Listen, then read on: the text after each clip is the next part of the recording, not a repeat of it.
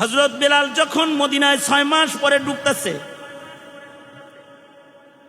বাচ্চারা কান্নাকাটি করতেছে, দৌড়ে আমার কাছে যায় বলে, মা পাঞ্জাবি গায়ে দেওয়া দাও, টুপি দাও, মসজিদে নববীতে যাব। কেন এমন অসময়ে মসজিদে নববীতে যাবে? আজান হয় নাই। বাচ্চারা কাঁদে আর কয়, বহুদিন পরে আজ দেখলাম মসজিদে নববীর দরজা দিয়া বেলাল ঢুকতেছে। আজকে অনেক দিন পরে যেহেতু বেলাল আসছে, মনে হয় রাসূলও আসবে। বাচ্চারা দৌড়ায় মসজিদে গেছে, যায় দেখে বেলাল রওজাতুন নবীতে দাঁড়ায় দাঁড়ায় কাঁদতেছে। সবাই মিলা বেলাল কি বলে, বেলাল 6 মাস হয় আপনার আজান শুনিনি, একটু আজান দেন। হযরত বেলাল বলে, আমি আজান দিতে পারবো না। হাসান হুসাইন এসে বলে, বেলাল একটু আজান দেন, আপনি আজান দিলে আমরা নানার কথা স্মরণ করব। সবার অনুরোধে হযরত বেলাল মসজিদের মিনারায় দাঁড়ায় গেছে।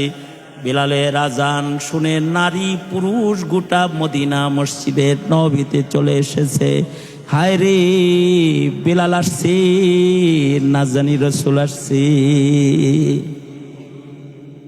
আর বেলাল আজান না দিলে আজান আকাশে যায় না। লোকটা কালো, কিন্তু আল্লাহর কাছে মাহবুব। কিসের কারণে? জবানের কারণে, কলবের কারণে। সাঈদ ইবনে মুসাইয়িব বলে, আরেকটা কালো মানুষ হলেন হযরত উমরের গোলাম। এক হাবশা কালা গোলাম হযরত উমরের ছিল। এই গোলাম এত দামি ছিল যে অন্ধকারে হাঁটলেও তার সামনে তার লাঠির আগা দিয়ে আলো বাইর হইতো, কুদরতি আলো বাইর হইতো। সাহেবে কারামত, বুজুর্গ ছিল, কিন্তু কালো। এজন্য আল্লাহ পাক বলেন, কামিয়াব হইতে চাও, কালা হইলেও অসুবিধা নাই, বেলালের মতো গোলাম হইলেও অসুবিধা নাই, লুকমানের মতো গোলাম হইলেও অসুবিধা নাই, উমরের কালা গোলামের মতো গোলাম হইলেও অসুবিধা নাই, টাকাবিহীন হইলেও অসুবিধা নাই। একটা কাজ কইর, কাদ আফলাহা মান তাযাক্কা, তোমাদের কলবকে তোমরা পরিষ্কার করো। যারা কলব সাফকারী, পরিচ্ছন্নকারী, তারা কিন্তু কামিয়াব। তাদেরকে পছন্দ করে আসমানের মালিক আল্লাহ নিজে। কলব সাফ করার যে সকল তরিকা আছে, ওই তরিকার ভেতরে একটা তরিকা হলো আহলুল্লাহদের সুহবত গ্রহণ করা। যেমন এই তালবে ইলমের জামাত, উলামায়ে কেরামের জামাত, এরা সব আল্লাহওয়ালা। আমি তাদের সোহবত নিতে আসছি আজকে, যেন তাদের সান্নিধ্যে আমার কলবের ময়লা দূর হয়। নেক সান্নিধ্য গ্রহণ করা, বেশি বেশি জিকির করা, বেশি বেশি কোরআনে কারীমের তিলাওয়াত করা, বেশি বেশি সেজদা দেওয়া, নামাজ পড়া। যারা জিকির করবে, নামাজ পড়বে, তাদের দিল আল্লাহ সাফ করে দিবে। ওয়া যাকারা ইসমা রাব্বিহি ফাসাল্লা। তুর পাহাড়ের কাছাকাছি যখন গেছেন, তখন পয়গম্বর মুসার কলবের ভিতরে হঠাৎ করে নিজের বিবি বাচ্চার মোহাব্বত উতলায় উঠছে। আয়া বললাম, আসা তো নিজের ইচ্ছায়, যাওয়াটা তো আল্লাহর ইচ্ছায়। কয়দিন রেখে দেয় আমারে তার তো ঠিক নেই। বাড়িতে খাওন দিয়ে আসলাম না, কি খাইব ওরা, কেমনে চলবো? ভিতরে ভিতরে, কলবের ভিতরে ভিতরে চিন্তা করতেছে। পয়গম্বর তুর পাহাড়ে গেলে আল্লাহ তাআলা পয়গম্বর রে বললেন, পয়গম্বর আয়া যেহেতু পড়ছ, হাতে তো একটা লাঠি তোমার আছে, এই লাঠি দিয়ে তোমার সামনে যে পাথরটা আছে এটার একটা বাড়ি দাও। মুসা আলাইহিস সালাতু ওয়াস সালামের হাতের লাঠি আমগর হুজুরদের হাতের বেতের মতো না, যেটা পাথরে বাড়ি দিলে লাঠি ভেঙে যাইব। পয়গম্বরের লাঠি হলো মুজিজার লাঠি। এটা আজব লাঠি, এটা ওনার নবুয়তের দলিল। এটা পানিতে বাড়ি দিলে রাস্তা হয়ে যায়, পাথরে বাড়ি দিলে ঝর্ণা প্রবাহিত হয়ে যায়। পয়গম্বরের লাঠি হাত থেকে ছেড়ে দিলে সাপ হয়ে যায়। নিজের হাতের লাঠি হাতে লইয়া জাদুঘরদের মোকাবেলায় গেছি। আল্লাহ বলে, মূসা হাতের লাঠিটা জাদুঘররা রশি ছাড়ছে, তুমি তোমার হাতের লাঠি ছেড়ে দাও। আজব লাঠি পয়গম্বর ছেড়ে দিয়েছে। সাথে সাথে এটা এত বড় এক আজদাহা সাপ হয়ে গেছে যে নিজের লাঠি সাপের আকৃতিতে দেখা পয়গম্বর মূসা জাদুঘরদেরকে ভয় দেখাইব কি, নিজেই ভয় পেয়ে গেছে। নিজেই ভয় পাইছে। উনি যে ভয় পাইছে এটা উনার দিলেই আছে। আল্লাহ তাআলা উনার দিলের কথাটা জাদুঘরদেরকেও শোনায়া দিলেন। খুযহা ওয়ালা তাখাফ। ভয় তো দিলের ভিতরের জিনিস। আমি ভয় পাইছি কি পাই নাই আমি না জানি, আরেকজন জানবো করতে। ভয়ের কিছু আসারাত চেহারায় আসে, কিন্তু ভিতরে ভিতরে ভয় থাকলে অনেক সময় হুমড়া সুমড়ার মতো কিন্তু দাঁড়ায় থাকে। দিলের জিনিসটা অনেক সময় চেহারা দেখে বোঝা যায় না। জাদুকররা টের পায় নাই যে মূসা ভয় পাইছে। আল্লাহ নিজেই মূসা আলাইহিস সালামকে বলছেন, খুযহা ওয়ালা তাখাফ। তোমার সাপ দেখা ওরা ভয় পাইছে, কিন্তু সাপের লেন্সটা যাইতে ধরতে তুমি ভয় পাও না। কিন্তু তুমি ভয় পাবা না। সানুঈদুহা সিরাতাহাল উলা। ধরার সাথে সাথে আজদাহাকে আবার পুনরায় সাপের আকৃতির থেকে লাঠি বানায় জিম্মা দাড়ি আমার, আমি লাঠি বানায় দেব, এটাকে ধরো তুমি তাড়াতাড়ি। পয়গম্বর ধরছেন, সাপ লাঠি হয়ে গেছে। এই আজব লাঠি, এই লাঠি দিয়া আল্লাহ বললেন, এই তোমার সামনে যে পাথর আছে এটারে বাড়ি মারো। পয়গম্বর হাতের লাঠি দিয়া পাথরে বাড়ি দিলেন। পাথর ভেঙে যায়, দুই খণ্ড হয়ে যায়। পাথরের ভেতর থেকে তার আরেকটা বাচ্চা পাথর বাইর হয়। আল্লাহ বললেন, মূসা এই পাথরটাকেও আবার বাড়ি মারো। ছোট পাথরটাকে আবার বাড়ি মারছে, তো এটা ফেটে গেছে, এর ভেতরে আরেকটা পাথর বেরিয়েছে। তার মানে পাথর পাথরের পেটে, পাথর পাথরের পেটে। সব শেষের বাড়িতে যে ছোট্ট একটা সুন্দর সাদা পাথর বের হয়েছে, আল্লাহ তাআলা বললেন, পয়গম্বর এটা কেউ বাড়ি দাও। পয়গম্বরে পাথরকে বাড়ি দিলে এটাও ফেটে গেছে। পয়গম্বর তাকায় দেখি পাথরের পেটে পাথর, তার পেটে পাথর, তার পেটে পাথর, তার পেটে পাথর। এই ছোট্ট পাথরের পেটের ভেতরে সুন্দর একটা বসত বাড়ি আছে। যেই বাড়ির একটা বাসিন্দা, একটা পিপিলিকা, পিঁপড়া, পোকা ওখানে বসে বসে জিকির করতেছে। জীবন্ত, সে জীবিত আছে। পয়গম্বর এটা দেখে বললেন, সুবহানাল্লাহ।